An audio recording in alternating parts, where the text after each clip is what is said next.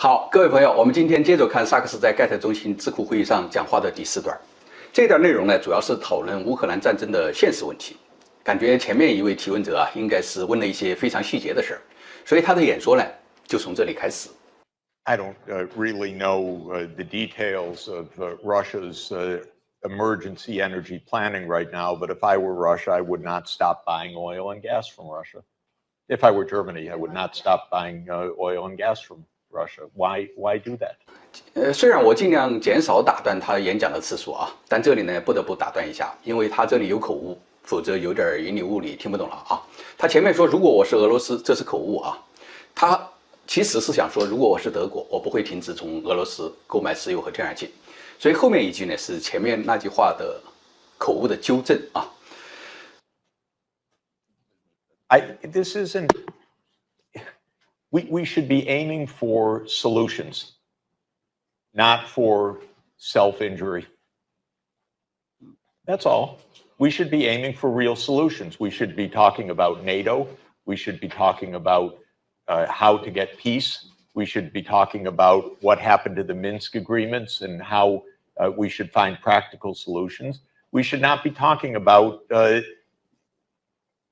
punishing Putin. 本来呢，我这里还想多解释一下啊，但我想了一下，估计大多数人是知道的，所以还是算了。只是强调一下啊，打破明斯克协议就是乌克兰危机的开始。究竟谁站在正义的一方，大家心里都有数的啊。Driving Russia to its knees, many things that make no sense are not going to happen, are not working, and are just doing a tremendous damage to Europe. So we should get to serious things, not these things. Of course, that's not the public mood, that's not the public statement. Until recently, the news was, well, Ukraine's winning, it's going to push Russia out of the country. This was just pure nonsense. Why are we engaged in nonsense? 我特别喜欢他这样说话的口气啊，感觉特别爽，特别解气。大家有没有这个感觉啊？ This is just propaganda from the UK Foreign Office or the US. These are empty statements. We shouldn't live on empty statements. We should say, you're really going to, I mean, I said all these things inside the US government, not that they wanted to hear any of it, but they're not hard. If you take a step back and you ask, is this really right? Is this really working? Is this really the right answer? The answer is no. We have no strategy right now. And you're going to host NATO in 9 days, I guess. And either it's a great cheerleading session that says everything's great, NATO's united, Sweden and Finland are joining, and we're gung-ho to send more howitzers to Ukraine. That is what to expect. And that's terrible. Or it's a serious look of real leaders. President Sanchez and Chancellor Scholz and President Macron and President Draghi and President Biden, and sit down together seriously and say, what are we doing? We're drifting, we're hurting, we're not solving the problem. Ukraine's about to become a landlocked country out of Russian occupation. What are we doing? I don't know whether they have it in them for this.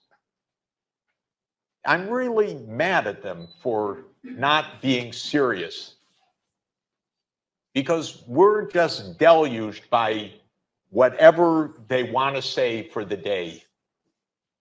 And this is far too serious for that. And there hasn't been a strategy that has made sense at all. And how do they make these predictions? How is it that today, every day, as Ukraine is getting blown to pieces, Zelensky says, we're winning, we're winning. You know they're not winning. I hope to heaven he knows they're not winning. But why are we listening to this? We should be talking seriously. about what proper answers to give right now.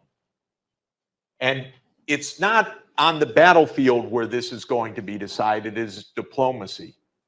And that was true from the beginning. Every time Russia takes more territory, it's a little bit harder diplomatically, but not impossible. But the United States is against diplomacy. That's a problem.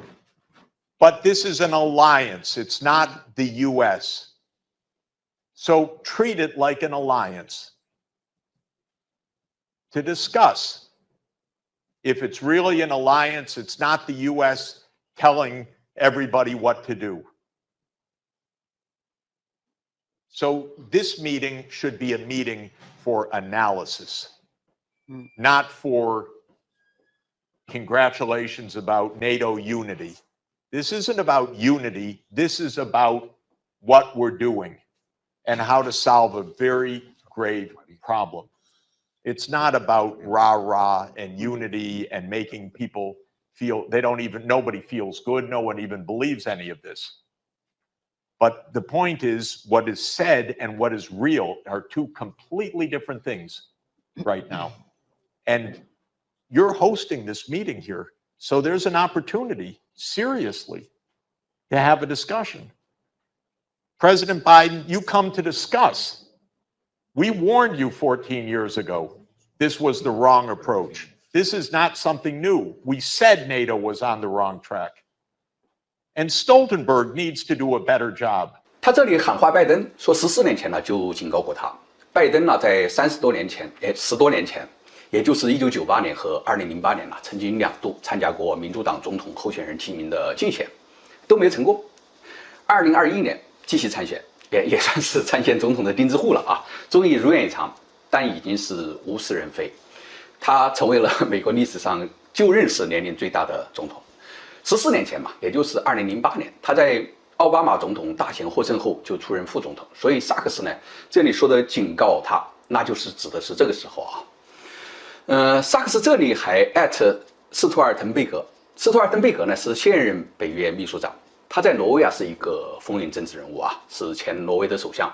2任结束之后呢，大概从2014年就接任北约秘书长。按道理今年也是该换届了啊，但是在今年3月份的北约峰会上，决定啊要延期1年换届，所以呢他还是现任的北约秘书长。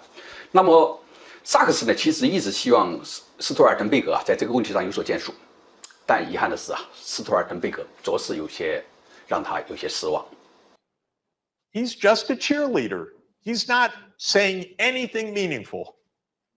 And it makes me mad because he was a good prime minister of Norway. But as a Secretary General of NATO, all he wants to do is parrot the US line. And we need something serious because this really is high stakes right now.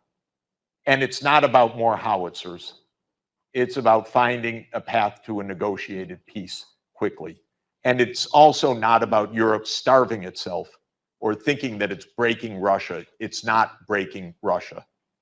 So the idea that you have to take the most heroic actions and economic contraction because of this is a mistake.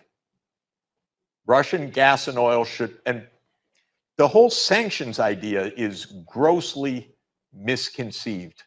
We also shouldn't be confiscating central bank reserves of other countries, because that's also going to be the end of our financial system. Or to me, frankly, it's a little weird. I don't have any sympathy for oligarchs in general, neither US nor Russian nor any others. But the idea, you're a friend of Putin, we take your ship, we take your apartment, we freeze your property. What is this? I never even heard of this in 67 years. And in 41 years of being an economist, I never heard the government say, you're a friend of someone we don't like, so your property is seized. That's a rule of law? That's what we're doing. I don't even get that, actually. I don't understand how it lasts for one moment, that idea. But that's really what we're doing. Somebody's apartment in I think it's Venezuelan, was seized and is being auctioned seized by the FBI and being auctioned now because the person couldn't pay the mortgage payments because the accounts were blocked because of US sanctions. So you put on the sanctions, then you force the individual into default, then you confiscate the property, then you auction it off. This is New York City?